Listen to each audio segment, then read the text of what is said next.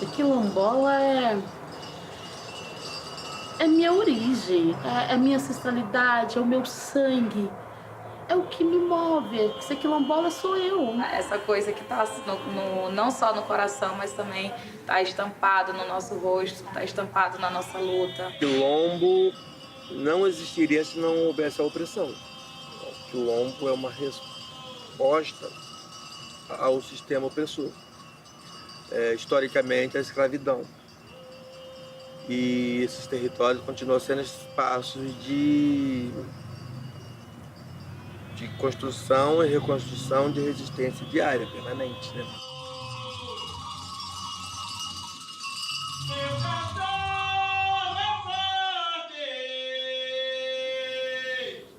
Os quilombolas, eles entendem bastante de gestão ambiental territorial, só que eles não levam esse nome. Esse é um nome técnico, né? Um nome recente. Nós temos outros grupos, outros segmentos sociais que já estavam, né, há mais tempo dialogando com a interface ambiental. Com os quilombolas, é agora que está tendo uma aproximação. Essa aproximação é das duas vias. Acho que o Estado, né, o Ministério, os órgãos públicos, querendo conhecer, querendo também se aproximar desse grupo, e de outro lado os próprios quilombolas, né, conhecendo a complexidade da política ambiental. Esse processo começa em 2013, mais ou menos, quando foi criado um GT para discutir gestão territorial e implementação do cadastro ambiental rural em territórios quilombolas, né? E aí a CONAC toma isso como uma necessidade urgente de ser discutida a partir da visão dos quilombolas e das pessoas que estão no território, para discutir o que é essa gestão, o que se entende por essa gestão. Foi quando nós construímos um texto chamado Diretrizes para a Gestão Ambiental Territorial. E quando a gente começou a pensar um plano para dar sequência àquelas diretrizes, foi quando que vimos, a gente ainda precisa avançar um pouco mais, a gente precisa nós mesmos aprender a assimilar melhor o que é isso. É criado novamente um novo GT para continuar esse debate da gestão territorial ambiental. E aí se pensa, a partir de uma provocação estabelecida pela CONAC, a elaboração de uma política de gestão territorial e ambiental que garanta, de fato, a gestão desse território em si. E formulamos esse novo momento que a gente está passando agora durante esse primeiro semestre de 2018, né, que foram, então, 7 oficinas territoriais, mais 2 nacionais, uma no início e agora vai ter uma no final. Esse processo atual não é de consulta, é um processo para a formação de lideranças, para ter mais lideranças quilombolas fazendo essa discussão e, ao mesmo tempo, continuar afinando essas diretrizes.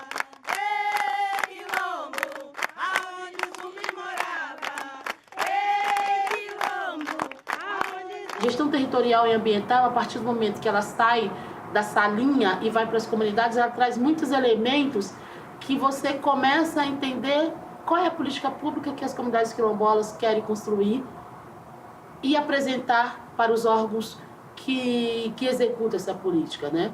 Então a gente aceitou esse desafio, a gente construiu essa proposta, uma programação que fosse participativa, que fosse as oficinas de formação e informação, porque uma política pública ela se constrói nas duas partes, ela informa e ela constrói. Fomos em 7 territórios quilombolas para consolidar e buscar o que as comunidades entendem com a gestão territorial e ambiental dos seus territórios.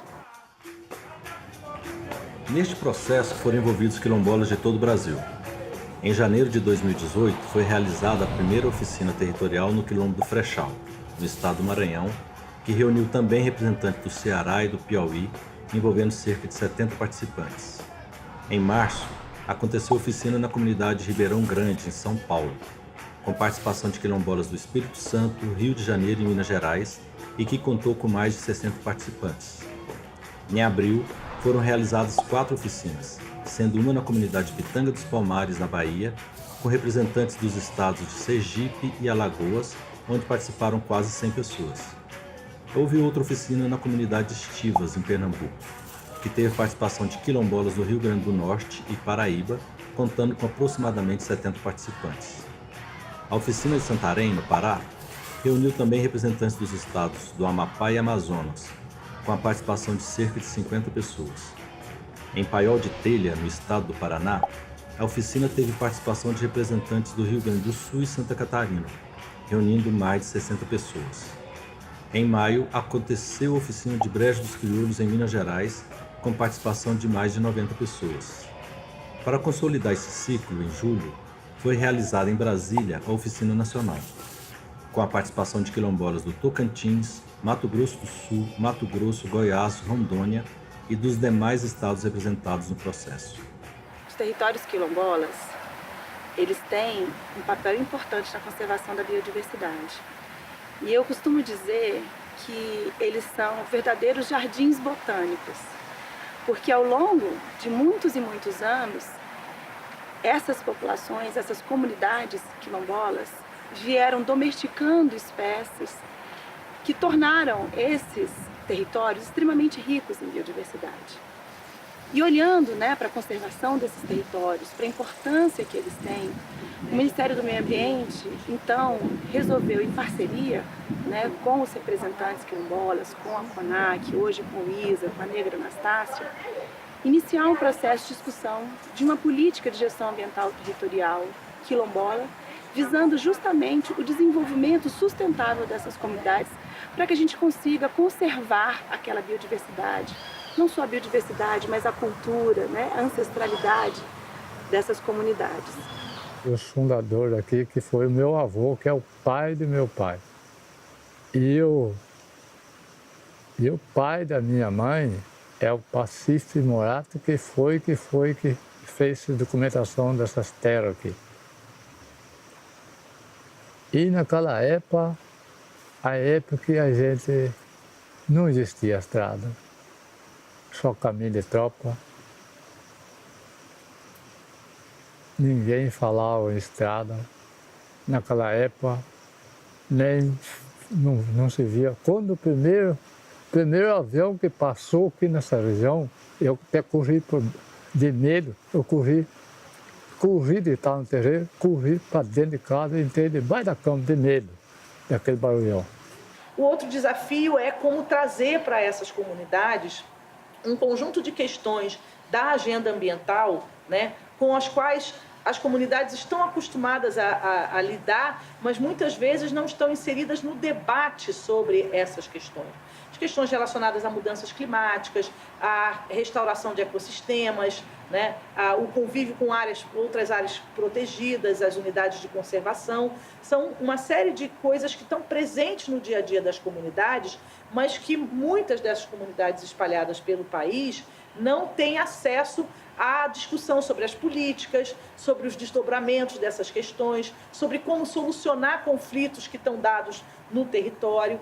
Aqui está sendo assim, se a gente no período do ano, se a gente tiver 1 mês, 2 meses de chuva, está sendo muito se a gente tiver. Então não está tendo como ter água nas lagoas, nos rios, aquelas plantas que a gente plantava, que é de raiz, que era seguro, com uma banana, cana, mandioca, que é aquilo ali que era uma segurança, que a gente plantava, ela ficava aí 4, 5 anos, e a garantia. Mas depois desse sequidão, que essa falta de chuva, nada está garantindo. É tudo aqui nós tínhamos, tudo aqui, sem precisar estar comprando nada de fora. E hoje a gente está sobrevivendo aqui mais de uns 6 anos para cá, comprando de tudo que a gente não comprava, para poder sobreviver. Uma das coisas que eu vejo também é a falta de chuva. Os invernos, nós estamos com 10 anos que não chove como chovia aqui, consecutivo. Esse invernozinho aí está até chovendo e tal para plantar. Agora, para encher o rio, não. Nós ficávamos em pé dentro do rio ali, botávamos para cima e não aparecia. Hoje uma pessoa passa de bermuda. Então é uma perca muito grande. Meu amigo, meu irmão ocupa a terra. Quem fez a terra foi Deus Pai, o Criador. Deus fez o céu, fez o mar e fez a terra. E fez o homem e entregou com muito amor. Que a gente está passando pelo processo de desmonte de tantas coisas, de tantas políticas que foram construídas. Então, para a gente, esse momento é um momento que nos fortalece enquanto liderança, que nos fortalece enquanto construtores dessa política tão desafiadora e colocadas para a gente. O campo está mais sob risco do que nunca. Isso diz que a gente mais do que nunca precisa regularizar o nosso território. E uma coisa é, projetos tem, mas se tem terra para trabalhar, não tem. Você vira uma porção de casas ali, só é o local da casa. Mas essas famílias não têm terra para trabalhar, porque as nossas terras estão centradas na mão dos fazendeiros, sojeiros e outros. Essa fazenda aqui, quando aconteceu um grande conflito aqui, morava meu pessoal, nós morávamos aqui. É um absurdo o que fizeram com meu filho. Não tinha dinheiro que pagasse essa vida. Um absurdo mesmo, que não tem palavras. Porque se a gente pensar no que foi o processo de escravidão no Brasil, quase que toda a comunidade periférica, dos grandes centros urbanos, as favelas, as comunidades periféricas das cidades, é como se fosse o grande resultado do que foi esse processo de escravidão. É como se a gente vivesse num grande quilombo nacional. Porque não basta só você ter acesso ao território, né? Você tem que ter como produzir, como garantir alimentação adequada, né? Como usar o espaço, né, do território para a comunidade ela se manter lá, né? O que nos cabe é dar seguimento a esse trabalho, aproveitar dessa experiência e trabalhar para a construção de políticas que olhem também, políticas quilombolas, mas que apropriem, né, que desenvolvam a dimensão ambiental e a dimensão territorial. Quando olhamos esses territórios quilombolas, nós temos que entender que há um coração batendo. É o coração de muitas gerações. E eles observam o que vem acontecendo na paisagem, porque cuidam dessa paisagem. Percebem as diferenças com o passar dos anos. Percebem o quanto o modelo que nós temos de civilização vem maltratando o planeta. Porque eles sentem no seu dia a dia, observando aquela paisagem que é parte deles, que é parte de sua alma. Então eles percebem sua alma se ferindo.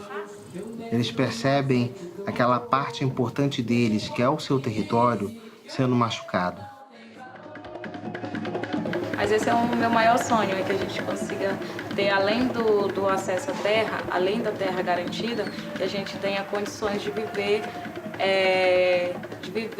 nela, condições dignas. Tudo que esses 8 territórios, o Brasil inteiro construiu, não fica na gaveta. Esse é o meu sonho. Se a gente puder ver as titulações acontecendo, a gestão territorial e ambiental ir acontecendo na prática, lá no campo, isso é um sonho. Isso é o nosso sonho. Aliás, é esse sonho que motiva a nossa luta.